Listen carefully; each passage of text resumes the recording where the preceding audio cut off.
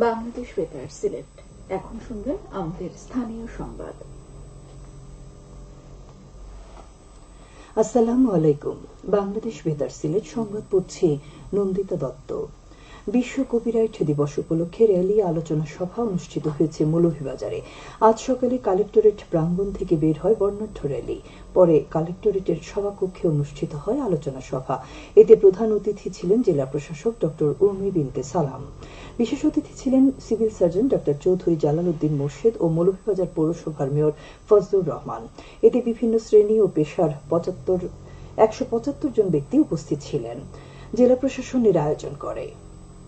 সরকারি কর্মচারীদের বছরে 60 ঘণ্টা প্রশিক্ষণ কর্মসূচির আওতায় সর্বজনীন পেনশন স্কিম বাস্তবায়ন বিষয়ে আলোচনা অনুষ্ঠান অনুষ্ঠিত হয়েছে সুনামগঞ্জে। জেলা প্রশাসনের আয়োজনে গতকাল জেলা প্রশাসকের সম্মেলন কক্ষে সরকারি কর্মচারীদের বছরে 60 ঘণ্টা প্রশিক্ষণের আওতায় এই প্রশিক্ষণ কার্যক্রমের উদ্বোধন করেন জেলা প্রশাসক মোহাম্মদ রাশেদ ইকবাল চৌধুরী। প্রশিক্ষণে জেলা প্রশাসকের কার্যালয়ের কর্মকর্তা কর্মচারী ও জেলা উপজেলা নির্বাহী অফিসারের কার্যালয়ের কর্মচারীবৃন্দ উপস্থিত ছিলেন। স্মার্ট বাংলাদেশ অঙ্গীকার বাস্তবায়ন, গ্রামাঞ্চলের নারী সমাজের উন্নয়নে তথ্য প্রযুক্তির সুফল শীর্ষক উঠান বৈঠক অনুষ্ঠিত হয়েছে মৌলভীবাজারে। আজ সকালে সদর উপজেলার কনকপুর ইউনিয়ন পরিষদ প্রাঙ্গণে অনুষ্ঠিত বৈঠকে প্রধান অতিথি ছিলেন তথ্য ও যোগাযোগ প্রযুক্তি অধিদপ্তরের পরিচালক মোহাম্মদ মনির হোসেন। ইউনিয়ন পরিষদ চেয়ারম্যান মামুনুর রশিদ চৌধুরীর সভাপতিত্বে অনুষ্ঠিত বৈঠকে সদর উপজেলা নির্বাহী অফিসার ও উপজেলা মহিলা ভাইস চেয়ারম্যান সহ ইউনিয়নের বিভিন্ন গ্রামের 6 শতাধিক নারী উপস্থিত ছিলেন। তথ্য ও যোগাযোগ প্রযুক্তি অধিদপ্তর এর আয়োজন করে। আজ ডিজিটাল সেন্টারে সর্বজনীন পেনশন স্কিম রেজিস্ট্রেশন বুথের উদ্বোধন করা হয় হবিগঞ্জের মাধবপুর উপজেলা পরিষদে। এ সময় উপস্থিত ছিলেন মাধবপুর উপজেলা পরিষদের চেয়ারম্যান SFAM শাহজাহান ও বিভিন্ন দপ্তরের কর্মকর্তা ও ইউনিয়ন পরিষদের চেয়ারম্যান বৃন্দ। বাংলাদেশ প্রেস কাউন্সিলের চেয়ারম্যান বিচারপতি মোহাম্মদ নিজামুল হক নাসিব বলেছেন, জনকল্যাণকর সাংবাদিকতার জন্য সাংবাদিকদের অবশ্যই নীতিমালা ও দেশের প্রচলিত আইন সম্পর্কে জানতে হবে, তবেই সাংবাদিকতা দেশ ও দেশের মানুষের কাজে আসবে। গতকাল মৌলভীবাজার জেলা প্রশাসকের সম্মেলন কক্ষে গণমাধ্যমে হলুদ সাংবাদিকতা প্রতিরোধ ও বস্তুনিষ্ঠ সাংবাদিকতা শীর্ষক প্রশিক্ষণ কর্মশালায় প্রধান অতিথির বক্তব্যে তিনি এই কথা বলেন। জেলা প্রশাসক ড উর্মি বিনতে সালামের সভাপতিত্বে এতে বিশেষ অতিথি ছিলেন পুলিশ সুপার মোহাম্মদ মনজুর রহমান ও অতিরিক্ত পুলিশ সুপার মোহাম্মদ সরওয়ার আলম। স্বাগত বক্তব্য রাখেন জেলা তথ্য অফিসার আনোয়ার হোসেন ও জেলা ম্যাজিস্ট্রেট মোহাম্মদ শাহিনা আক্তার। এতে 26 জন সাংবাদিক অংশ নেন। পরে তাদের মধ্যে সনদপত্র প্রদান করা হয়। জেলা প্রশাসনের সহযোগিতায় বাংলাদেশ প্রেস কাউন্সিল এর আয়োজন করে। সুনামগঞ্জের বিশ্বম্ভরপুরে দুর্যোগ ব্যবস্থাপনা বিষয়ক প্রশিক্ষণ কর্মশালা অনুষ্ঠিত হয়েছে গতকাল।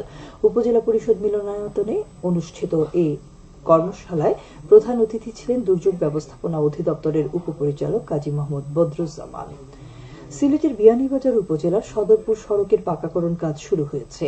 স্থানীয় সরকার প্রকৌশল বিভাগের তত্ত্বাবধানে এতে ব্যয় হচ্ছে প্রায় 95 লাখ টাকা। আগামী অক্টোবরের মধ্যে নির্মাণ কাজ সম্পন্ন হওয়ার কথা রয়েছে।